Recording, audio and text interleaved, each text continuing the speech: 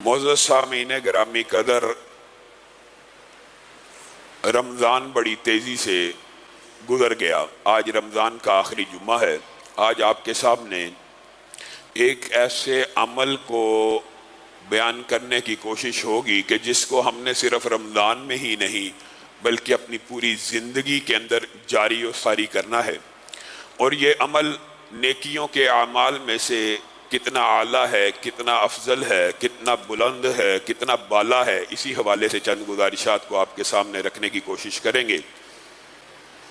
آپ پورے قرآن پاک کا ایک اسلوب اٹھائیں۔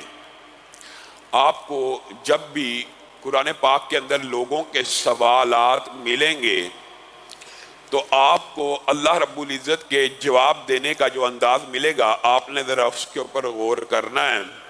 یسألونک عن الروح قل الروح من امر ربی، لوگ آپ سے پوچھتے ہیں پیارے حبیب روح کیا ہے، تو جواب دے دیجئے یہ اللہ کا حکم ہے۔ یسألونک عن الاہلہ، چاند کے بارے میں پوچھتے ہیں، قل ہی مواقیت للناس، یہ لوگوں کے لیے اللہ تعالیٰ نے ایک گھڑی بنائی ہے جن سے دنوں کا اور مہینوں کا حساب رکھا جاتا ہے۔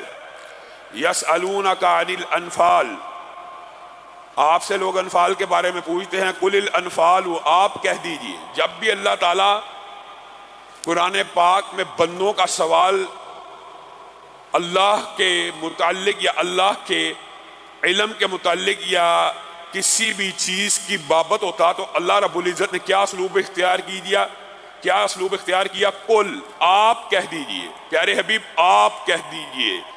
یسألونک عن الخمر والمیسر قل فیہما اسم کبیر، آپ سے وہ شراب اور جوے کا پوچھتے ہیں، آپ کہہ دیجئے اس میں بہت بڑا گناہ ہے۔ یسألونک عن الشہر الحرام قتال فیہ قل، جہاں پہ بھی یسألونک عن الجبال قل، یسألونک عن الساعۃ ایان مرساہا قل، آپ کہہ دیجئے، آپ بتا دیجئے۔ یہ 10 سے زیادہ آیات اللہ رب العزت نے انسان کے سوالات کے بارے میں قرآن پاک میں نازل کی ہیں، اور ہمیشہ کیا اسلوب اختیار کیا؟ قل، پیارے نبی آپ، قل کے پیچھے جو لفظ محذوف ہوتا ہے وہ کیا ہوتا ہے؟ اے محمد صلی اللہ علیہ وسلم آپ بتا دیجئے، آپ کہہ دیجئے۔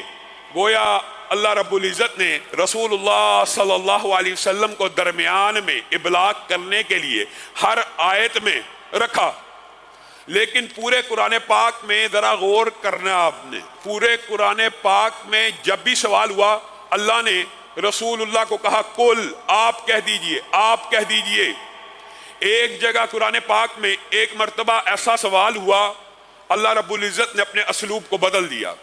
وَإِذَا سَأَلَكَ عِبَادِي أَنِّي وَإِذَا سَأَلَكَ عِبَادِي أَنِّي، جب میرے بندے میرے بارے میں سوال کریں تو اصولی طور پر پورے قرآن پاک کے اسلوب کے مطابق جواب کیا ہونا چاہیے تھا؟ قل، آپ کہہ دیجئے کہ ایسے ہے، ایسے ہے۔ وَإِذَا سَأَلَكَ عِبَادِي أَنِّي، جب میرے بندے میرے بارے میں سوال کریں تو پھر اے محمد صلی اللہ علیہ وسلم میں درمیان سے آپ کے ابلاغ کو بھی نکالتا ہوں۔ وَإِذَا سَأَلَكَ عِبَادِي أَنِّي فَإِنِّي قریب، تو میں براہ راست اپنے بندوں کو جواب دینا چاہتا ہوں، میں قریب ہوں۔ مولوی کیا کہتا ہے؟ اللہ دور ہے، اور اللہ کیا کہتا ہے؟ میں قریب ہوں۔ مولوی کیا کہتا ہے؟ اللہ دور ہے، اللہ کہتا ہے میں قریب ہوں۔ آپ کہتے ہیں نہیں اللہ کو سیڑھی کی، اللہ کو ذریعے کی، اللہ کو واسطے کی، اللہ کو طریقے کی، اللہ کو ایک سلسلے کی، اللہ کو ایک وزیر کی، اللہ کو فلاں چیز کی ضرورت ہے، اللہ بڑا دور ہے۔ مولوی کہے گا اللہ دور ہے، اللہ کہتا ہے میں قریب ہوں۔ مولوی کہتا ہے اللہ دور ہے، اللہ کی مان لو یا مولوی کی مان لو۔ اجیب دعوت الداعی اذا دعان، اللہ تعالیٰ کس بارے میں قریب ہے؟ اللہ تعالیٰ نے سمجھانے میں کوئی کسر نہیں چھوڑی۔ آپ کی اور میری عقل کے اوپر اگر کوئی پردہ ہو تو ہو۔ اجیب دعوت الداعی اذا دعان، اسی آیت کا اگلا ٹکڑا ہے، کوئی الگ آیت نہیں ہے۔ وَإِذَا سَأَلَكَ عِبَادِي عَنِّي فَإِنِّي قَرِيبٌ، جب میرے بندے میرے بارے میں سوال کریں تو اے میرے بندوں میں بہت ہی قریب ہوں، اجیب دعوت الداعی اذا دعان، کس بابت میں قریب ہوں؟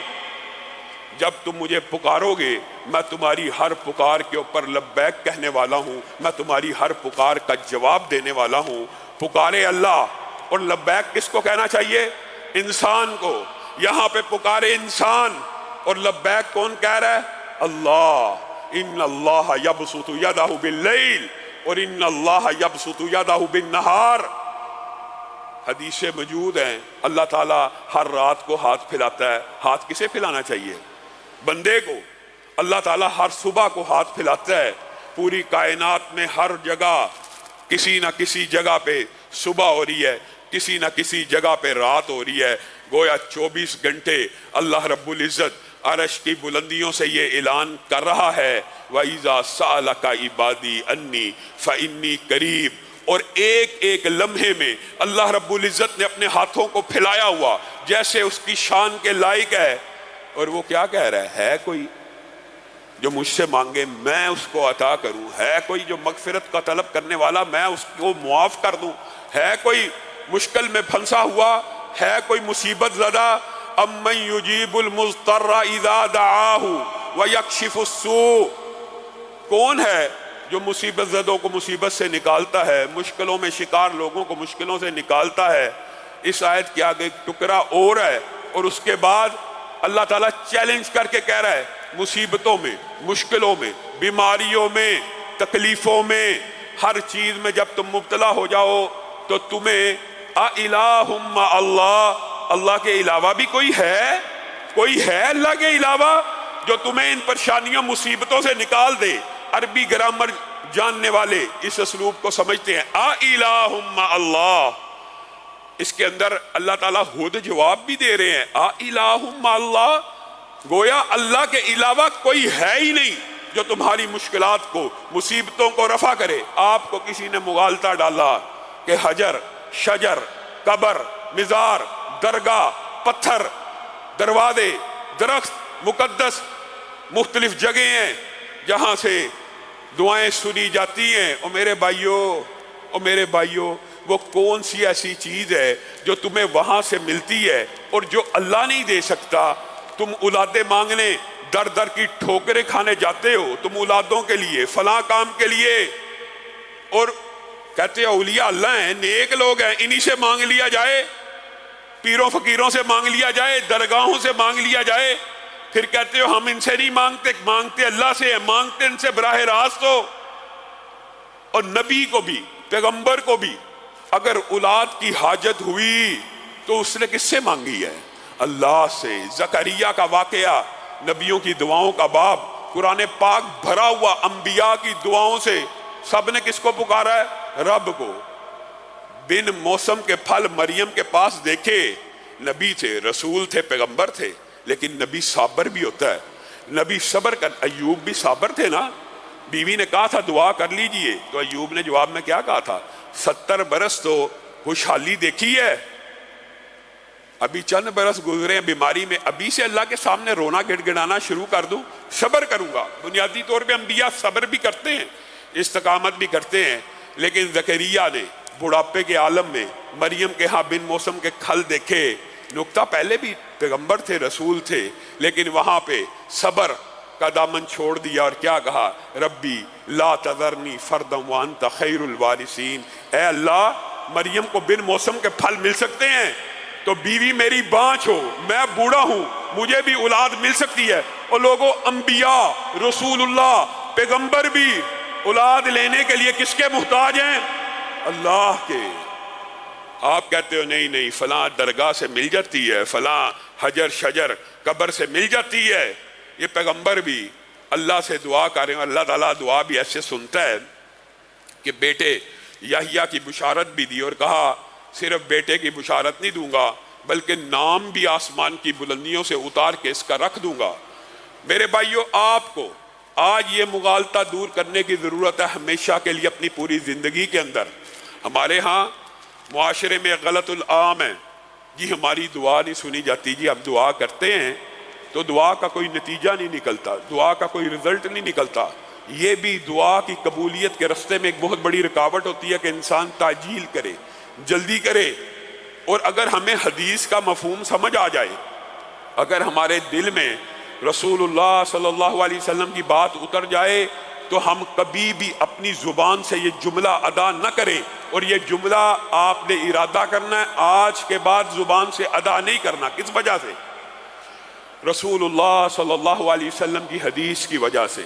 رسول اللہ صلی اللہ علیہ وسلم نے فرمایا، اور یہ آپ کا اور میرا ہمیشہ کے لیے عقیدہ بن جانا چاہیے، رمضان ہو غیر رمضان ہو، رسول اللہ صلی اللہ علیہ وسلم نے فرمایا ایک بندہ جب بھی اپنے ہاتھوں کو اٹھاتا ہے، میرے بھائیوں ہاتھوں کو بندہ اٹھاتا ہے، رسول اللہ صلی اللہ علیہ وسلم نے کہا کس ہستی کے سامنے اٹھا رہا ہے؟ اللہ مالک الملک کے سامنے، جو کون ہے؟ سخی ہے، جواد ہے، کریم ہے، عطا کرنے والا ہے۔ جب بندہ ہاتھوں کو اٹھا دیتا ہے تو اس کے رب کو یہ ہاتھ خالی لٹاتے ہوئے حیا آتی ہے۔ آپ کو کس نے کہہ دیا کہ یہ ہاتھ خالی لوٹتے ہیں؟ ہاں، اللہ رب العزت ان ہاتھوں کو خالی نہیں لٹاتے، ان کو بندہ آدم کے، بندہ مومن کے، بندہ فاسق و فاجر و گناہگار کے اٹھے ہوئے ہاتھوں کی حیا آتی ہے۔ لیکن رسول اللہ صلی اللہ علیہ وسلم نے اس حیا کی ڈیفینیشن بھی دوسری حدیث میں بیان کر دی ہے۔ اگر ہم احادیث ایک دوسرے سے ملاتے چلے جائیں، یہ سارے جو بند باب ہیں یہ کھلتے چلے جائیں گے۔ رسول اللہ صلی اللہ علیہ وسلم نے یہ کہا کہ بنیادی طور کے اوپر ہر دعا اللہ رب العزت قبول فرماتے ہیں، لیکن اس کی قبولیت کے 3 طریقے ہوتے ہیں اور 3 نتیجے ہوتے ہیں، اور بندہ مومن یہ سمجھتا ہے ایک ہی نتیجہ اس کو معلوم ہوتا ہے، اور وہ یہ سمجھتا ہے یہ نتیجہ سب سے بہتر ہے، اور اللہ کے ہاں وہ نتیجہ سب سے کم تر ہوتا ہے۔ یہ بات اگر آپ کو سمجھ آ جائے تو اللہ کے فضل و کرم سے آپ میں سے کوئی شخص بھی دعا کو نہ چھوڑے۔ افضل العبادت الدعا، دعا افضل ترین عبادت ہے، افضل ترین عبادت ہے۔ دعا کو لوگ عبادت ہی نہیں سمجھتے۔ اللہ کے رسول کہہ رہے ہیں کہ افضل ترین عبادت ہے، بلکہ اگلی حدیث میں کیا؟ الدعاء هو العبادہ، دعا ہی عبادت ہے۔ افضل ترین عبادت بھی دعا ہے اور دعا ہی عبادت ہے۔ اس کا کیا مطلب ہے؟ اس کا مطلب یہ ہے کہ آپ نماز پڑھتے ہیں، اس میں کیا پڑھتے ہیں؟ دعا پڑھتے ہیں۔ پوری نماز ہی دعا کا نام ہے۔ روزہ، اس کے اندر بھی افطار و سحر میں کیا کیا جاتا ہے؟ دعا کی جاتی ہے۔ حج عمرے میں دعا کی جاتی ہے۔ ذکر اذکار بھی دعا ہی کا نام ہے۔ قرآن پاک کی تلاوت، مناجات، سماجات، ساری کی ساری یہ اللہ رب العزت کی بارگاہ میں التجائیں اور فریادیں اور دعائیں ہی ہیں۔ تو افضل ترین عبادت بھی دعا ہے اور دعا ہی عبادت ہے۔ لوگ کہتے ہیں یہی عبادت نہیں جی، یہ پکارنا کون سی عبادت ہے؟ یہ عبادت کی بڑی اہم قسم ہے جو غیر اللہ کے ساتھ نہیں کی جا سکتی۔ اس کو بھی کس کے ساتھ خالص کرنا ہے؟ اللہ کے ساتھ۔ آئیے اس حدیث کی طرف۔ دعا کا پہلا نتیجہ رسول اللہ صلی اللہ علیہ وسلم نے جو بیان فرمایا، جو ہم نے سمجھا، اس کو عام فہم آپ کو سمجھانے کے لیے مفہوماً آپ کے سامنے رکھتا ہوں۔ ایک بندہ ہاتھ کو اٹھاتا ہے، اور اللہ سے کہتا ہے اللہ مجھے 10 لاکھ عنایت کر دے۔ اللہ رب العزت اسے 10 لاکھ عنایت کر دیتے۔ 1 لاکھ مانگا، مل گیا۔ 10,000، 1 لاکھ، 20 لاکھ، جو اس کی طلب تھی اس دن کی یا جو اس کی حاجت تھی اس مہینے کی، اس نے ہاتھوں کو اٹھایا، اللہ عید آنے والی ہے، مجھے اتنے پیسے عنایت کر دے۔ اس نے 10 لاکھ مانگا، 10 لاکھ مل گیا۔ بندہ مومن، بندہ گناہگار، بندہ فاسق و فاجر یہ سمجھتا ہے کہ اللہ رب العزت نے میری بڑی تکریم کی ہے اور میری دعا کو قبول کر لیا، اور بندوں کے لیے دعا کی قبولیت کا صرف ایک یہی نتیجہ ہے، اور وہ یہی سمجھتے ہیں کہ اگر نتیجہ دعا کا یہ نکلے گا تو ہی میری دعا قبول ہوتی ہے۔ رسول اللہ، یہ بات بڑی اہم ہے سمجھنے کی، رسول اللہ صلی اللہ علیہ وسلم نے فرمایا یہ دعا کا پہلا نتیجہ ہے جو بندوں کے لیے سب سے افضل ہے اور اللہ کے ہاں سب سے کمتر ہے۔ سبحان اللہ، اس بات کا کیا مطلب ہے؟ آپ نے لاکھ مانگا لاکھ مل گیا، گاڑی مانگی گاڑی مل گئی، بنگلہ مانگا بنگلہ مل گیا، بچے مانگے بچے مل گئے۔ رسول اللہ کہہ رہے ہیں آپ کے نزدیک یہ نتیجہ سب سے افضل ہے اور اللہ کے نزدیک یہ نتیجہ سب سے کمتر ہے۔ تو کیا دعا کا اس سے بہتر نتیجہ بھی ہے؟ جی ہاں، جو اللہ کے نزدیک اس سے بہتر ہے وہ کیا ہے؟ آپ نے اللہ سے 10 لاکھ مانگا تھا، اللہ نے 10 لاکھ تو عنایت نہ کیا، 15 لاکھ تو عنایت نہ کیا، گاڑی تو عنایت نہ کی، جو چیز آپ مانگ رہے ہیں وہ تو نہ ملی، لیکن یوم کتابت تقدیر کے اندر یہ لکھا تھا یہ شخص فلاں دن کو، جمعے کے دن کو اتنے بج کے اتنے منٹ پہ روڈ پہ جا رہا ہوگا، معاذ اللہ، اللہ تعالی ہم سب کو محفوظ فرمائے، اس کا ایکسیڈنٹ ہوگا، آنکھ چلی جائے گی، یا اس کا ایکسیڈنٹ ہوگا بازو چلی جائے گی، یا اس کا ایکسیڈنٹ ہوگا ٹانگ کٹ جائے گی۔ وہ دن آیا، فرشتے جو ان ڈیوٹیوں کے اوپر مقرر ہیں ان ڈیوٹیوں کو نبھاتے ہوئے اس دن اس کی آنکھ کو لینے کے لیے آگے، بازو کو لینے کے لیے آگے، قدم کو لینے کے لیے آگے۔ جب لینے کے لیے آئے تو اللہ رب العزت نے ان کو کہا رک جاؤ، اس بندے نے فلاں وقت میں میرے سے 10 لاکھ روپیہ مانگا تھا، مفہوماً رکھ رہا ہوں، گاڑی مانگی تھی، بگلا مانگا تھا، میں نے اس کی وہ دعا کا وہ نتیجہ تو نہ دیا جو وہ چاہتا تھا، لیکن تقدیر کے اندر جو مصیبت جو آزمائش اس کے مقدر میں لکھی ہوئی تھی میں نے اس کو مٹا دیا، اس کو اس کی آنکھ واپس لٹا دی، اس کو اس کا بازو واپس لٹا دیا، اس کو اس کا قدم واپس لٹا دیا۔ اب مجھے بتائیے ایمانداری سے، آنکھ اچھی ہے کہ 5 لاکھ اچھا ہے؟ بازو اچھا ہے کہ 10 لاکھ اچھا ہے؟ ٹانگ اچھی ہے، گردے اچھے ہیں، دل دماغ اچھا ہے کہ دنیا کی نعمتیں اچھی ہیں؟ یہ اگر محفوظ ہیں، موجود ہیں، انسان دعا کرتا ہے اللہ یہ دے دے یہ دے دے، وہ دعائیں سنی نہیں جاتی، بندہ کہتا ہے میری دعا سنی نہیں جا رہی، اس کو کیا پتا اس کے مقدر میں کتنی ہی تکلیفیں، آزمائشیں، مصیبتیں تھی، بیوی کی طرف سے، بچوں کی طرف سے، بہن بھائیوں کی طرف سے، ماں باپ کی طرف سے، کاروباری دوستوں کی طرف سے، احباب کی طرف سے، معاشرے میں چلتے پھرتے یہ دعائیں تیری حفاظت کر رہی ہیں ان مشکلات سے۔ ان الدعاء ينفع مما نزل ومما لم ينزل، دعا ان مصیبتوں سے بھی انسان کو بچاتی ہے جو نازل نہیں ہوئی، مراد یہ ہے جو نازل نہیں ہوئی ان مصیبتوں سے بھی بچاتی ہے جو نازل نہیں ہوئی۔ کیوں؟ لا يرد القضاء الا الدعاء، قضاء و قدر قلم جن کو لکھ کے خشک ہو جائے ان کو کوئی چیز نہیں مٹا سکتی سوائے بندہ مومن کی دعا۔ دعا اس چیز کو بھی روک دیتی ہے جو ابھی نازل نہ ہوئی ہو، اور دعا اس چیز کو بھی مٹا دیتی ہے جو نازل ہو چکی ہو، جس مصیبت میں، جس پریشانی میں، جس مشکل میں آپ شکار ہو جاتے ہیں۔ اور پھر یہ دعا کا دوسرا نتیجہ ہے، اور یہ نتیجہ پہلے سے بہتر ہے، لیکن اللہ کے ہاں سب سے بہتر نہیں ہے، اور بندے کے ہاں ہو سکتا کچھ بہتر ہو۔ اور حدیث کے جو الفاظ ہیں، آخری نتیجہ جو بندوں کو ادراک اور شعور ہی نہیں ہے، اور حقیقت میں وہی نتیجہ بندوں کے کام آنے والا ہے اور اللہ کے نزدیک بھی بہت بلند ہے اور بزرگ و برتر ہے۔ وہ نتیجہ کیا ہے؟ آپ نے 10 لاکھ مانگا، 10 لاکھ بھی نہ ملا، کوئی مصیبت جو تقدیر میں لکھی ہوئی تھی وہ بھی اس دعا سے نہ ٹلی، مصیبت بھی آ گئی۔ پھر کل ایک ایسا دن آنے والا ہے یوم یفر المرء من اخیہ وامہ وابیہ، بندہ اپنے ماں باپ سے بھاگ رہا ہوگا۔ ایک تو آپ نے علماء اور واعظین سے یہ سنا ہے کہ ہر بندے کو نفسا نفسی کا عالم ہوگا، ہر بندہ کیا چاہے گا؟ میں بچ جاؤں، پوری زمین بھی مجھے صدقہ کرنی پڑے، میں صدقہ دے کے میں بچ جاؤں۔ رسول پیغمبر لوگوں کو کہیں گے دور ہو جاؤ، ہمیں اپنے رب سے کلام کرتے ہوئے حیا آ رہی ہے۔ ایک آپ نے یہ مفہوم سنا ہوا ہے، یہ مشہور مفہوم ہے۔ دوسرا جو مفہوم ہے یوم یفر المرء من اخیہ وامہ وابیہ، وہ کیا ہے؟ بھائی بھائی سے آنکھیں چرا رہا ہوگا، بیٹا باپ سے، باپ بیٹا، بہن بھائی ایک دوسرے سے آنکھیں کیوں چرا رہے ہوں گے؟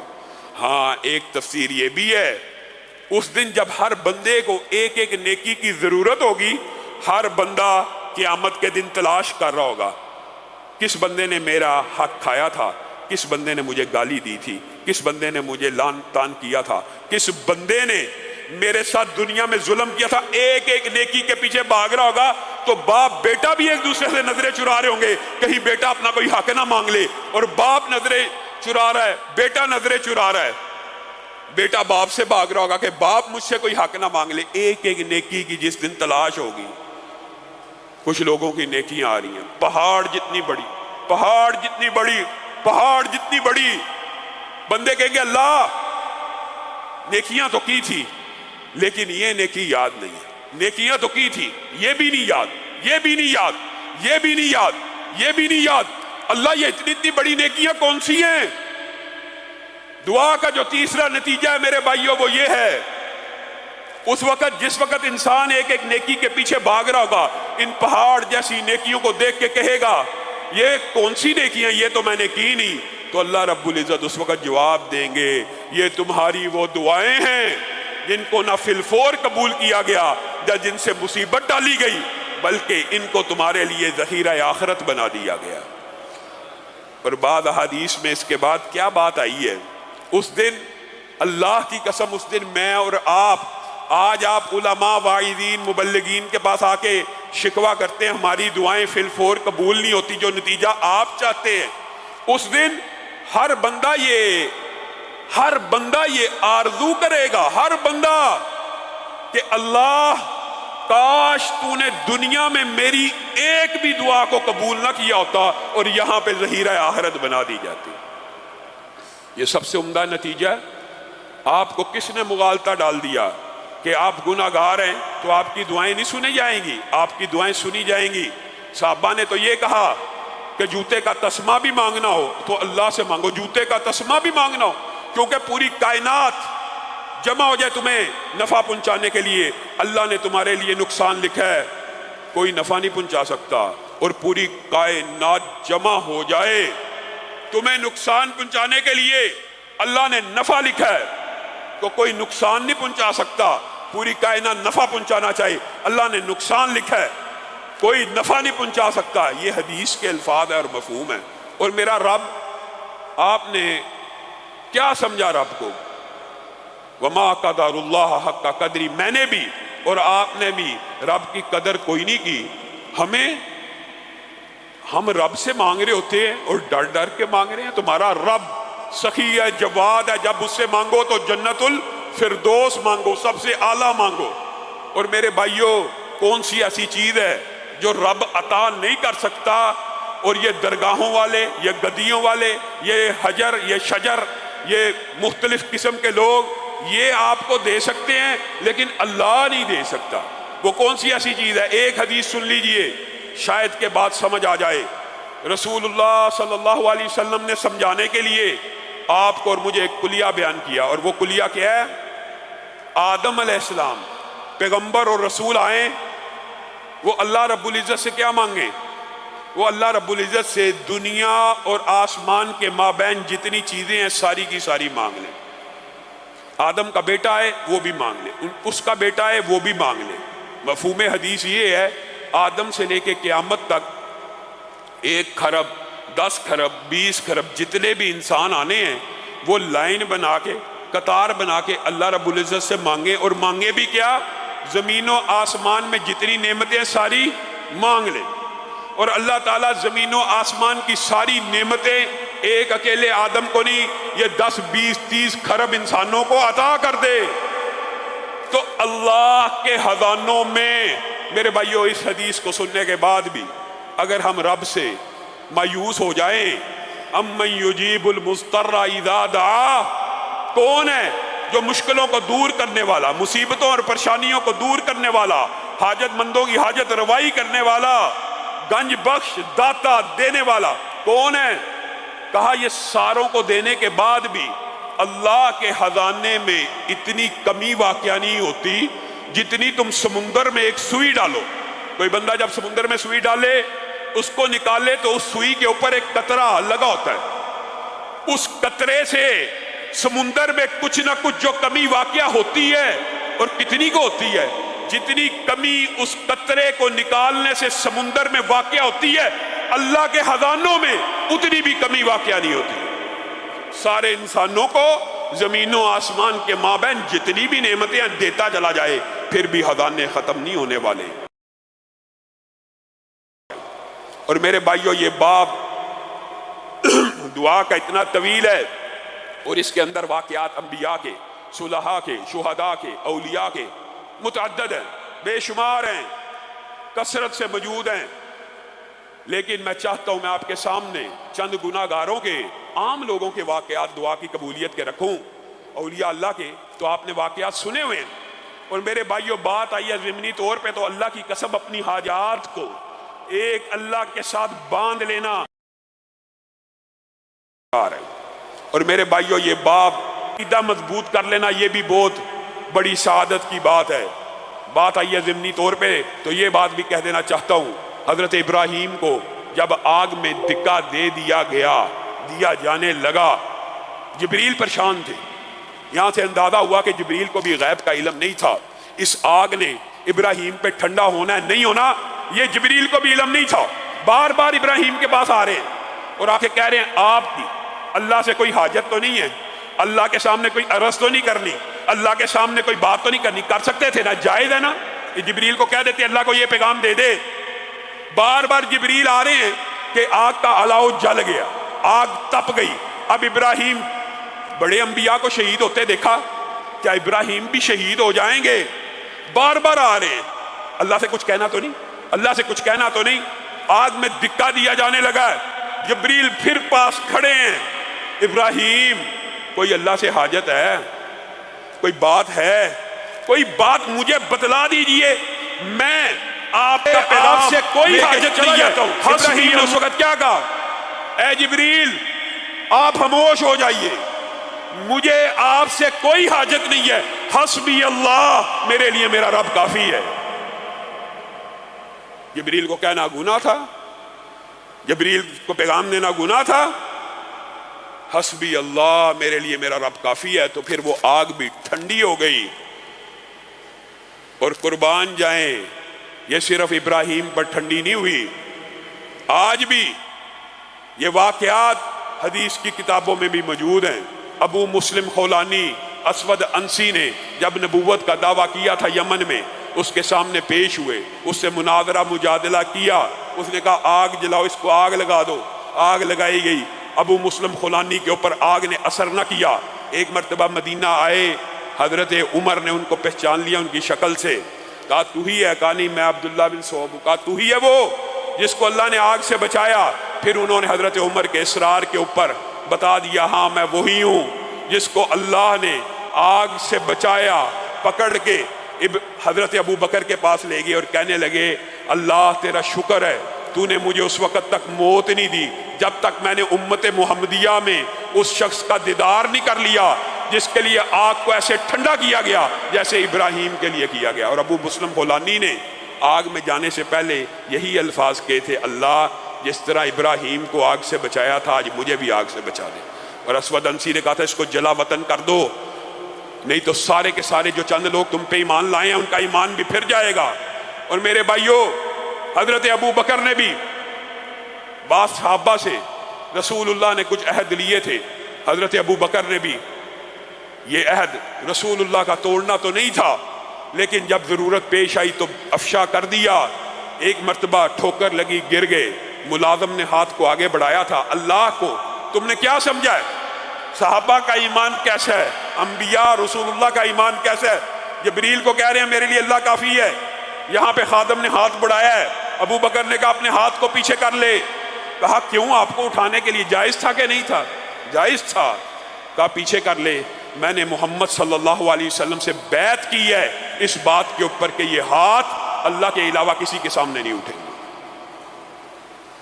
میرے بھائیو آج ہم در در کی ٹھوکریں کھانے والے، در در کی ٹھوکریں کھانے والے، ہر گلی پہ ہر محلے کی نکر کے اوپر ایک جعلی عامل، کاہن، بے ایمان، ایمان کا سوداگر ولی اللہ بن کے بیٹھا ہوا ہے، جو ہے جادوگر ہے، جو ہے کاہن ہے، جو ہے نجومی ہے، جس کے پاس جانے سے 40 دن کی پلنٹی ہے کہ نمازیں قبول نہیں ہوتی۔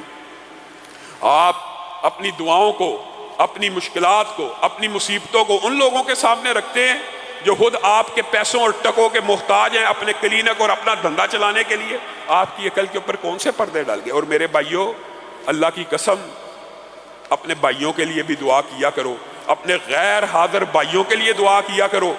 یہ بھی حدیث صحیح ہے، یہ بھی حدیث صحیح ہے کہ جب کوئی بندہ اپنے بھائی کے لیے، غیر حاضر کے لیے دعا کرتا ہے یا اپنے علاوہ کسی کا نام لے کے دعا کرتا ہے، آسمان سے اللہ تعالیٰ نے فرشتوں کی ڈیوٹی لگائی ہے، بعض فرشتوں کی، کہ جب بھی زمین کے اوپر کوئی بندہ کسی کے لیے دعا کے لیے ہاتھ اٹھا دے، اس کے پیچھے جا کے کھڑے ہو جانا ہے، اور کیا کہنا ہے؟ اور تو نے یہ کہنا ہے وہ جو دعا کر رہا ہو، اللہ کا حکم ہے، اللہ کے حکم سے آیا، اللہ کے کہنے پہ دعا کر رہا ہے کہ جو وہ اپنے بھائی کے لیے مانگتا جائے، تو نے پیچھے کھڑے ہو کے کہنا ہے اللہ تیرے حق میں بھی ویسا قبول کرے، اللہ تیرے حق میں بھی ویسا قبول کرے۔ آپ بھی کچھ اپنے بھائیوں کے لیے، دل کو بھی بڑا کرنے والی بات ہے۔ حضرت ابو درداء اپنے 360 دوستوں کا نام لے کے دعا کیا کرتے تھے اور کہا کرتے تھے مجھے جب بھی کسی چیز کی ضرورت پڑتی ہے میں ہاتھوں کو اٹھاتا ہوں اور اپنے 360 دوستوں کے لیے دعا کرتا ہوں، اللہ اسے یہ چیز دے دے، اسے یہ چیز دے دے۔ ایک دن نہیں گزرتا وہ چیز میرے گھر میں آ جاتی ہے۔ آپ اور میں کچھ لوگوں کے لیے دعا کریں اور کچھ لوگوں سے دعا کروائیں بھی، یہ بھی صحیح بات، صحیح حدیث میں ثابت ہے، کسی سے دعا کروانا اور کسی کے لیے دعا کرنا۔ عبداللہ ابن مبارک کا اچانک واقعہ دماغ میں آ گیا، کتنے بڑے محدث تھے۔ میں اور آپ، کیا ہمارا یہ مزاج ہے ہمیں کوئی خلاف شریعت بندہ یا اپنے دین سے دور بندہ نظر آ جائے فٹ اس کے لیے بد دعائیں شروع کر دیتے ہیں؟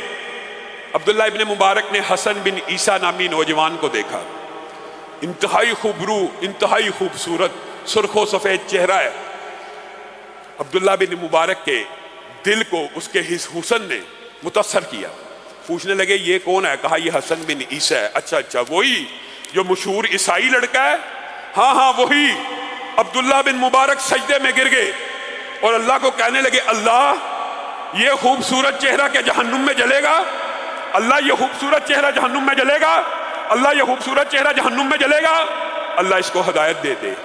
3 دن نہیں گزرے، حسن بن عیسیٰ نے عبداللہ بن مبارک کے ہاتھوں پہ اسلام کو قبول کر لیا۔ میں اور آپ کیا ہیں؟ ہمیں کوئی بندہ خلاف شریعت نظر آ جائے، اس کی برائیاں شروع، اس کے خلاف بددعائیں شروع، اور یہاں پہ اولیاء اللہ کی اور بات آئی ہے تو یہ واقعہ بھی دماغ میں آ گیا، اور یہ واقعہ صحیح ہے۔ بغداد کے اندر 40 علماء حدیث کا سبق پڑھنے کے لیے گئے تھے اور محدثین نے بڑی بڑی قربانیاں دی ہیں۔ یہ جو احادیث آج ہم تک صحیح پہنچی ہوئی، آپ کیا سمجھتے ہیں یہ بغیر محنتوں کے ہیں؟ یہ بڑی بڑی محدثین کی قربانیاں، 40 محدث یعنی 40 حدیث کے طالب علم بغداد میں موجود ہیں، اور بھوک اور فاقہ ہے۔ 3 دن گزر گئے ہیں، ان کے استاد نے اپنے ایک طالب علم کو کہہ دیا کہ اب تو مانگنے کی بھی اجازت ہے شریعت میں بھی، لیکن حدیث کا جو طالب علم ہوتا ہے وہ حیادار ہوتا ہے۔ بچے کا دل نہ کیا میں مانگوں، کہا مانگ اب نکل، کہا مجبور کرتے ہیں تو میں نکل جاتا ہوں۔ نکلا، ہاتھ پھیلاتے ہوئے لوگوں سے شرم آئی کہ مسلمانوں کو جن کو ہم پڑھاتے ہیں، جن کو ہم سبق دیتے ہیں، درس دیتے ہیں، استقامت کا، صبر کا، برداشت کا، انہی سے مانگوں؟ شرم آگی، پھر نہ مانگ سکا۔ دیکھتے دیکھتے چلتے چلتے ایک حکیم کا کلینک نظر آیا، اس میں داخل ہو گیا۔ وہاں پہ حکیم اور طبیب جو بیٹھا تھا وہ عیسائی تھا۔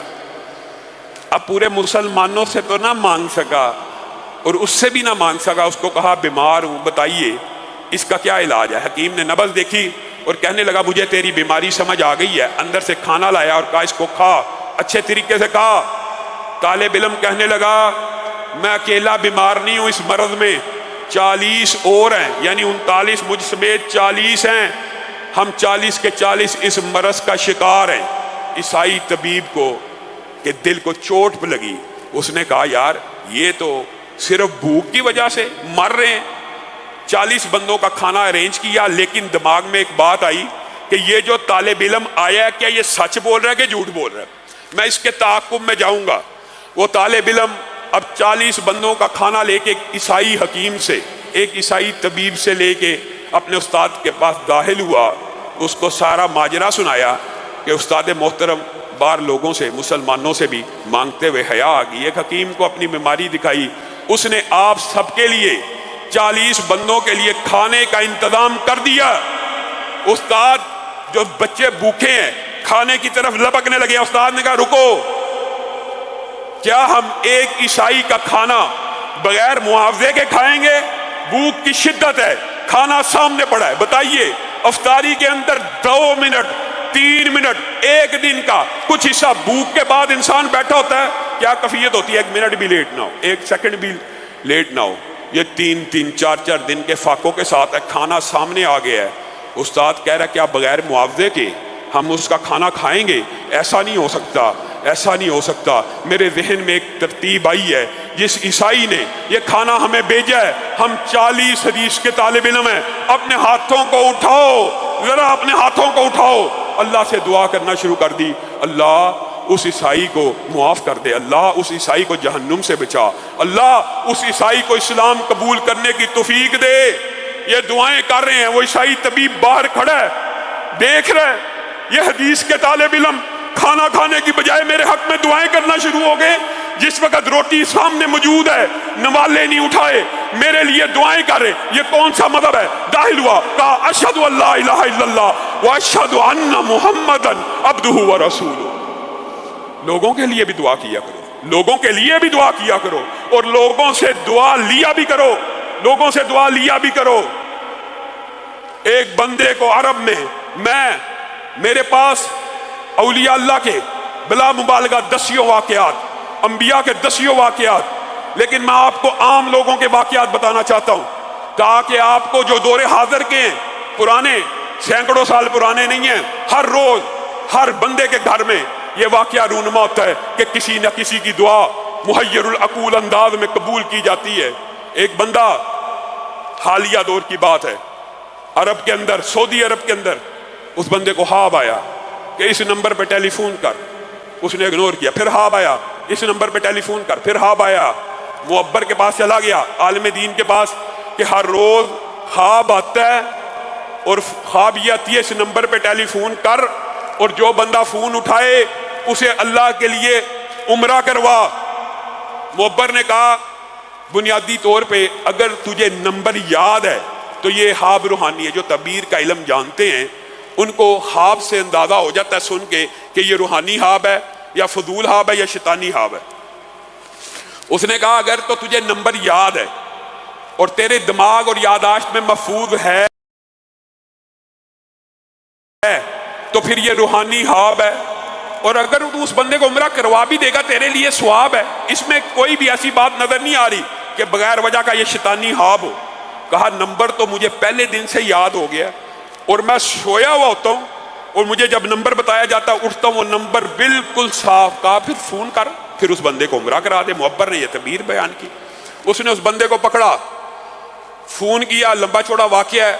उस बंदे को फोन किया, मैं तुझे उम्रा करवाना चाहता हूँ। उस बंदे ने कहा कौन बोल रहा है?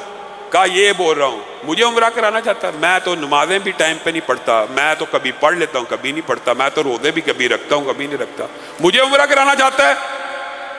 50-60 बरस गुजर गए हैं, मैंने आज तक खाना काबा को नहीं देखा सऊदी अरब में रहते हुए, मुझे उम्रा कराना? हाँ तुझे कराना चाहता हूँ। अच्छा फिर मेरी कुछ शराइत है, मैं 5 स्टार होटल में रहूँगा, मुझे ये लग्जरीज चाहिए, फिर मैं आऊँगा। वो उस वक्त भी दुनिया की बातें कर रहा है। कहा जो तेरी शर्त है मुझे कबूल है, मैंने तुझे उम्रा कराना है। जो शर्त तय हो गई उसको उम्रा करवाया। वो बंदा जब उम्रा करके वापस जाने लगा तो उस बंदे ने अपने इस मेज़बान को कहा यार 50-60 बरस सऊदी अरब में रहा, कभी आज तक अल्लाह का घर नहीं देखा, आज उम्रा की है, दिल की कैफियत बदल गई है, मुझे 2 सजदे करने दे। वो बंदा कहता उस बंदे ने सजदा किया, लंबा हुआ लंबा हुआ लंबा हुआ। कहा मैंने उसके पास जाके देखा, उसको उठाने की कोशिश की, सजदे की हालत में अल्लाह रब्बुल इज्जत की बारगाह में पहुंच चुका है। कहा मुझे समझ ना आई। उसके बीवी बच्चों को बुलाया, सारे मामलात किए। मेरे भाइयों ये वो जो कभी नमाज भी सुस्ती कर लिया करता था, रोज़ों में सुस्ती कर लिया करता था, खाना काबा के अंदर हालत सजदे में फोत हुआ। जनाजा कहाँ हुआ? खाना काबा के अंदर, कफन भी खाना काबा के अंदर, नहलाया भी जमजम से गया।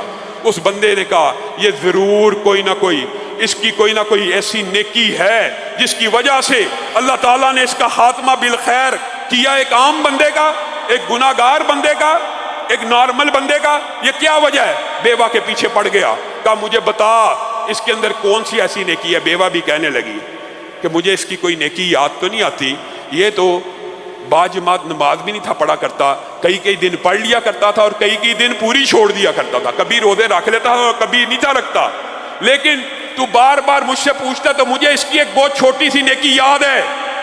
وہ نیکی یہ ہے کہ جب بھی اپنے بچوں کے لیے کھانا لاتا تھا، ہمارے ہمسائے میں ایک بیوہ رہتی تھی، اس کے گھر کے سامنے بھی وہی سامان رکھ دیا کرتا تھا اور کہا کرتا تھا یہ سامان اٹھا لو.